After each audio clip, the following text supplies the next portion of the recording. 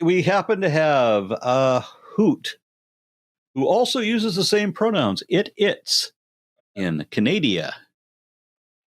All right, and this is a very long question. I'm not going to read it out, so I'm going to ask Hoot, can you hear us? Yes, I can. Hello. Hi. Hello. Would you mind reading out the question that you gave us or paraphrasing if necessary? Yeah, sure. I could go a little bit more in depth. It's hard to try and get the whole point across in such little space, but as a queer atheist, I've been thinking about some of the useful aspects of religion beyond the big guy in the sky myth, especially given historical political strength exerted by the church, which isn't good, but can potentially become a force for good.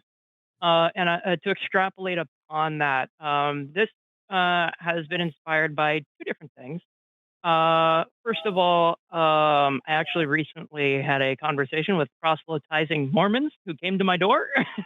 They did not convince me to their Exciting. side, but yeah. But what I did notice was some of uh, it got me thinking more philosophically about religion and the way that people seem to pick and choose the aspects of religious texts that they want to believe based on their own moral code.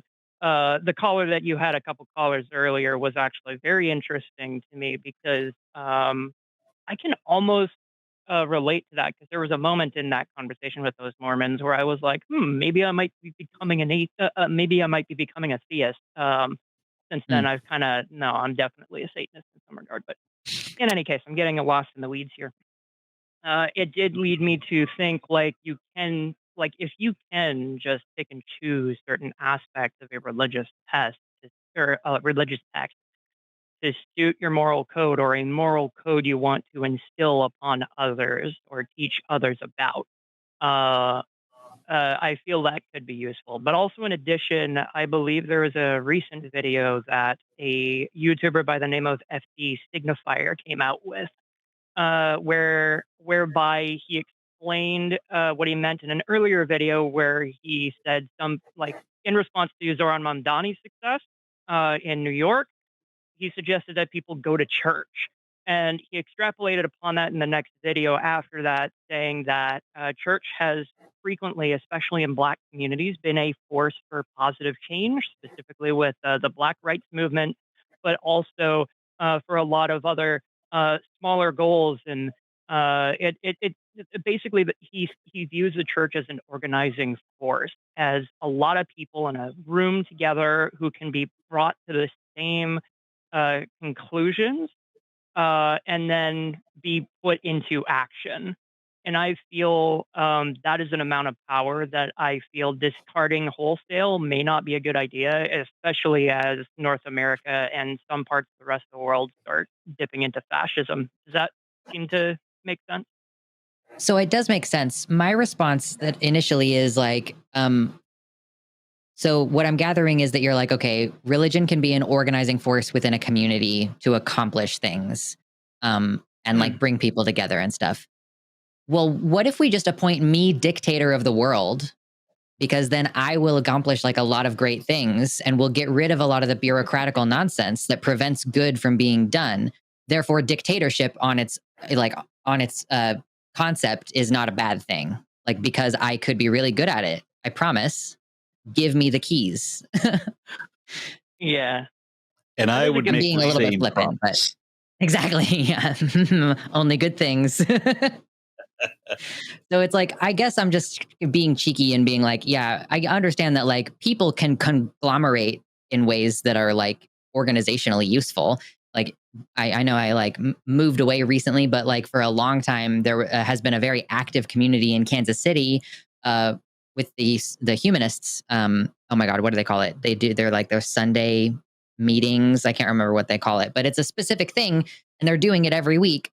So obviously we can, as members of a community, like congregate and gather and organize. You know, like factories are also a great place to do this. You know, let's bring back, you know, Midwestern manufacturing in the United States because factories are a great place for workers to unionize. Like, I don't know. I feel like we can do things outside of this original like context that has all this additional baggage if that makes any sense. So I'm like, why don't we do something else other than religion, but the same idea of organizing in our communities? Like we can just do it around something else. Like we could do it around having a community garden, you know? Yeah, I very much appreciate that because it's very hard. It was very hard for my brain to kind of stick out of the hole. Let's make Church 2.0 Yeah. because Church 1.0 stuck. But Aaron, I'd also like to hear your perspective on the matter as well. I'm not sure if you mirror Luxander's sentiments or not.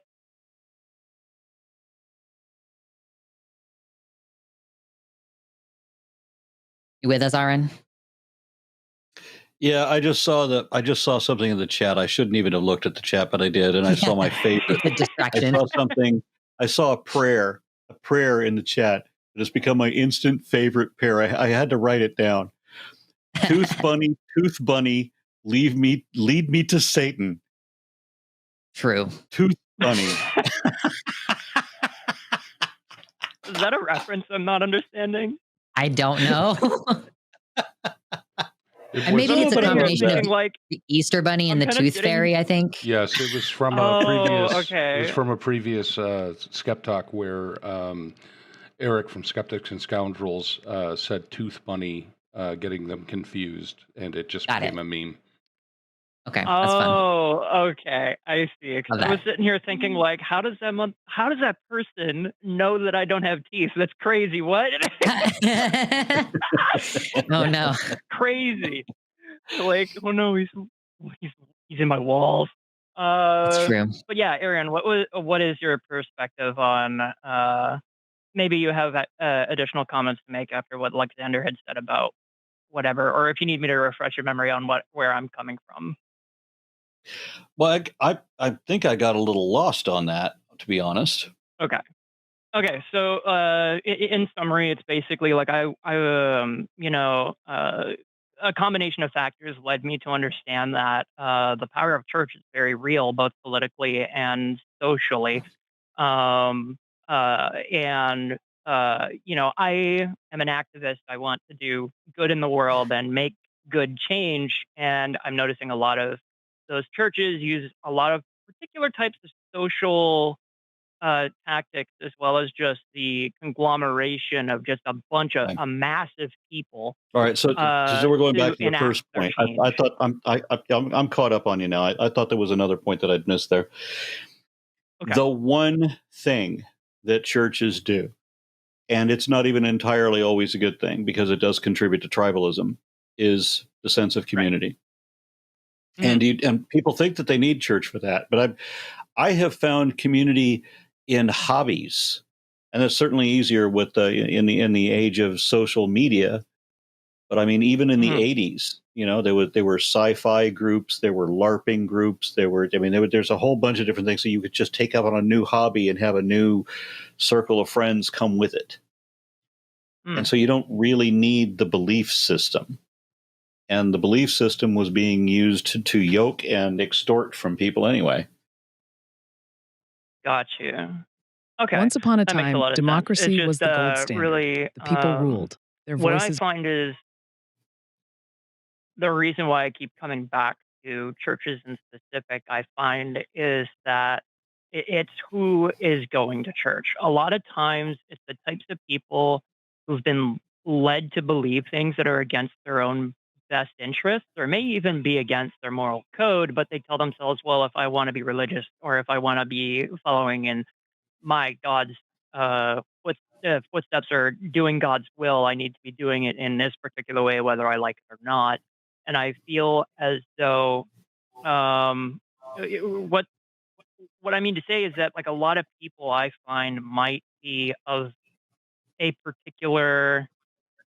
Oh, I might have lost my train of thought here. I think what my point is that a lot of people I find, when you get down to brass tacks and start talking about, for example, economic concerns with regards to cost of living and whatnot, as long as you avoid the minefield of buzzwords that they've been trained to dislike, I find that my discussions with them often lead to the same conclusions that I've drawn, where materialism is causing problems, consumerism is causing problems, and like rich people have all of this money and they're not being taxed well enough to spread the wealth, kind of thing. They end up at the same conclusions that I do, so long as I avoid those buzzwords, those mines, to trip over, so to speak. So I find that to a certain extent, using perhaps this is a bit of a manipulative way of putting it, but perhaps using religion to bring people together who might otherwise be avoidant towards specifically progressive conglomerates, may come together and congregate in that area and then start unpacking and unlearning some of those things that they've been taught to despise, if that makes sense. I think it makes more sense to like infiltrate the hobbies of people who tend to be conservatives. Like, so basically, like, and I think I agree with what you're saying here, is that like basically there are way more socialists in this country than you would think. If you just talk about the policies, a lot of people are actually like socialist, right? I think it's valuable for me as a queer trans person to go get a membership at the local gun club and like make friends with those people and start like influencing culture in that way, rather than like, I don't know. It's like, is it me starting a church? Is it me joining a church to meet people? And like, am I going to try to influence what the church does? Like, how am I interacting with the church in this hypothetical situation? Right. It's like, there is a better way to do this. And it's by being a member of a community, by having like, I have a community garden. I've got people out there like Francisco. He was wearing a shirt that said Plant Daddy. And I was like, I can tell this guy's a cool dude. It's like, I would just rather be a force in like those small ways outside of the context of religion, which is a preference. Like, I'm going to be honest, like, I'm not necessarily saying that I think one is more effective than the other, except that if they find out that you've infiltrated their church, they're going to be pissed. Whereas if you're just chilling at the community garden, you're not like maintaining a deception of any kind. Although I guess you could always go with I'm just trying to find my community. I'm just trying to find if there's a church in my area, whatever. I just feel like there is still some level of like subterfuge as an atheist to do that. Whereas I would rather be like, I'll volunteer at the homeless shelter or the soup kitchen or whatever.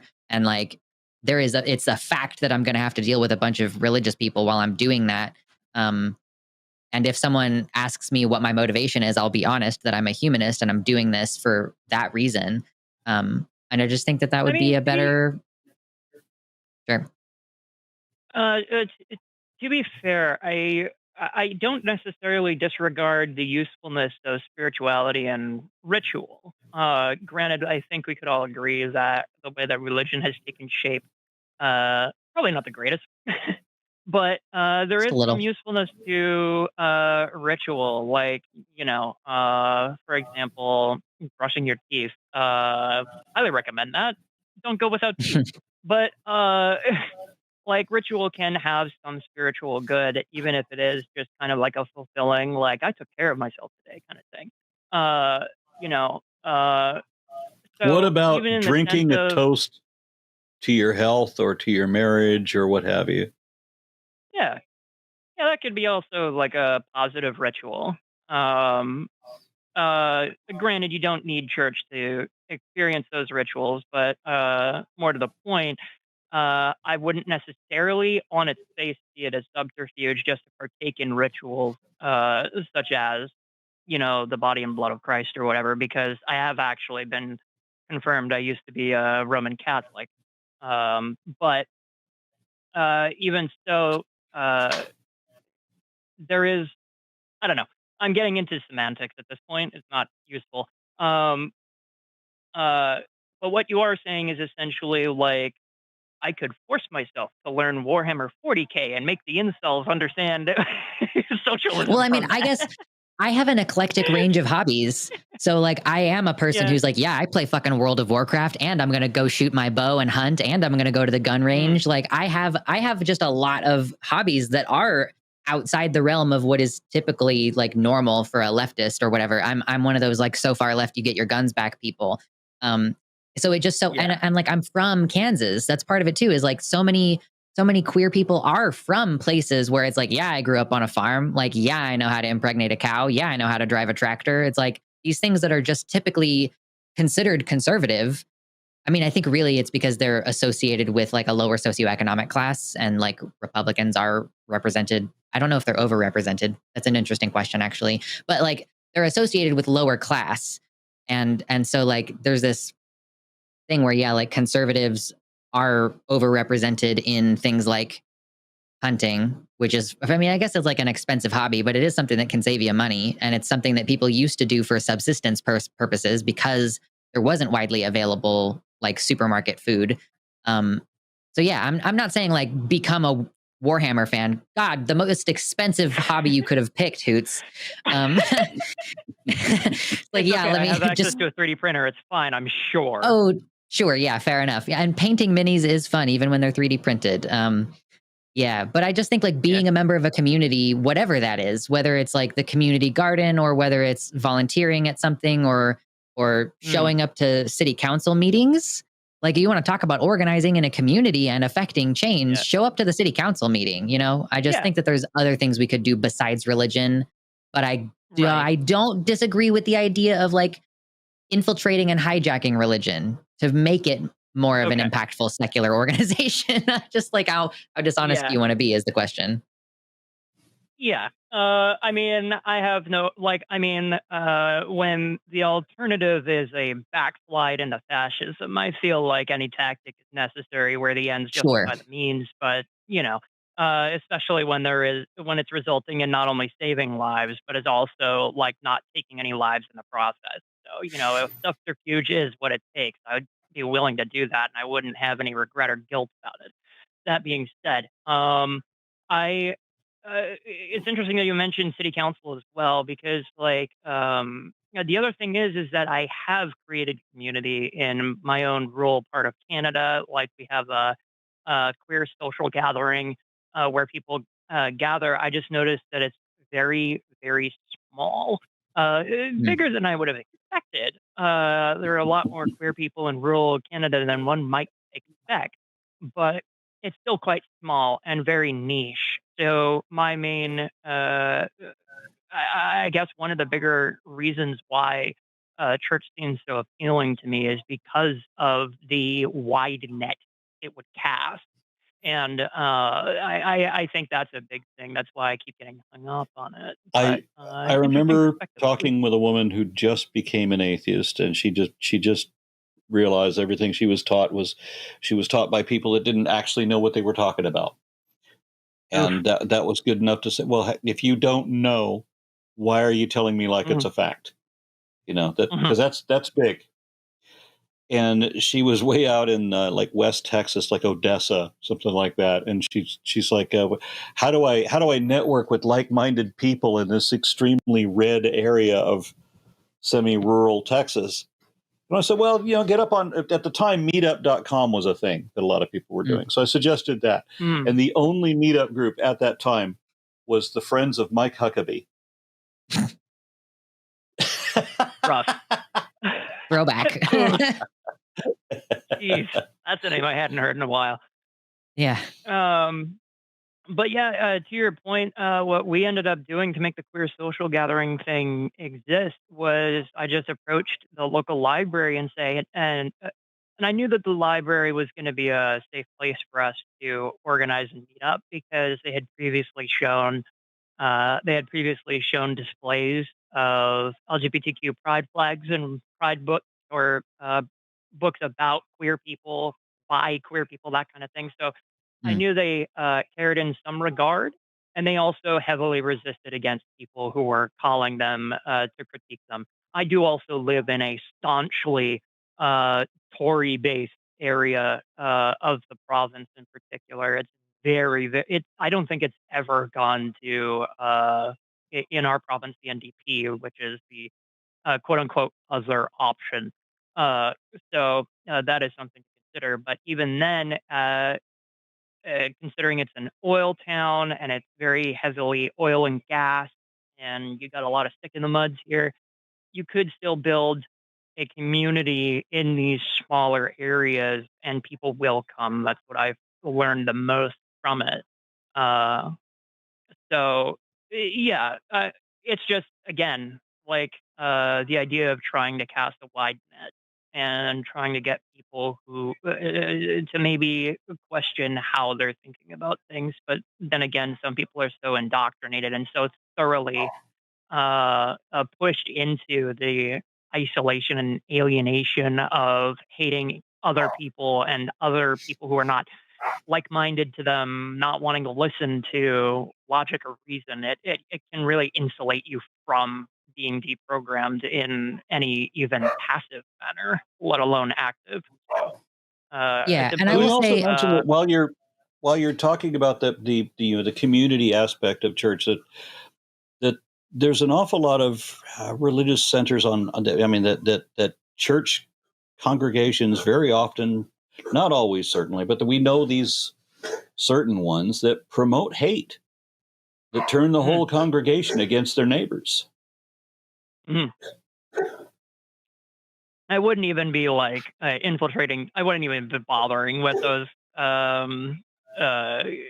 conglomerations, those churches. Like those would be a waste of time and be more dangerous than it's worth. yeah, I want to just hone in. And I think that I'm kind of reaching, like, I'm going to give advice about being an activist right now. And then I don't know that I have a lot else to add. When you're thinking about like trying to cast the widest net possible, I would say for you, Hoot, and for anybody listening, like, be careful about that, because we have a tendency to stretch ourselves quite thin, and we are trying to think of like, how can I impact the most people?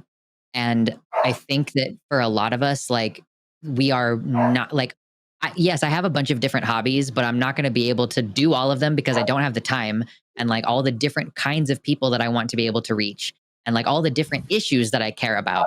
Like, yes, I care about moving the needle on racism. I will confront white people when I can about that. Like, I want to move the needle on atheism. I want to move the needle on trans activism. But like, you have to be able to recognize the limits of your ability and recognize your strengths and like where you're going to be most effective. So like, maybe you're in your 30s like me and you go through a little midlife crisis regarding your career choices, and you're like, let me start completely all over. Like, yeah, that is an option, but like, recognize what skills you already have and what communities you're already a part of, and figure out how you can affect change within those spaces or with those skills, rather than, I just think we get a little bit stuck on this idea that we need to be efficient or like maximally effective. And I just think that is probably untenable for most people. So just think small and like work where you can. Yeah, slow and steady wins the race. Yeah, I do tend to be quite ambitious. I'm not necessarily new to activism work, but getting into much more direct action, organizing people, getting them together to organize events and stuff like this, like that's new to me. And trying to pull people into that and get them to do things is what I find is um, probably the maximum of my effort. I can't really start casting a wide net before I've perfected that way of like motivating people to do things. So that's a good point. Yeah, influence the people who are already in your circles, Yeah, that's a good point. Yeah, cool. Good talk. I really appreciate that. It's just that thought was kind of stuck in my head about like do church 2.0, and I needed some advice on like that. There's got to be something else that I'm missing. So I appreciate the chat. I also appreciate the snakes. I used to be scared of them, but I am slowly growing fond of them as they crawl all over Aron. So. Yeah, they're cute. They're friendly. Yeah, they look very cute. All right. Well, thank you very much for that. Hey, what's up? I'm glad you enjoyed that clip of people talking to each other. I'm Jimmy, and this is Eric. And well, we'd really love it if you would support us. Where can they support us, Eric? Where would they do that? I don't know, Jimmy, because I don't have the notes on me right now. This is too long. The outros have to be short. Patreon.com/call the line.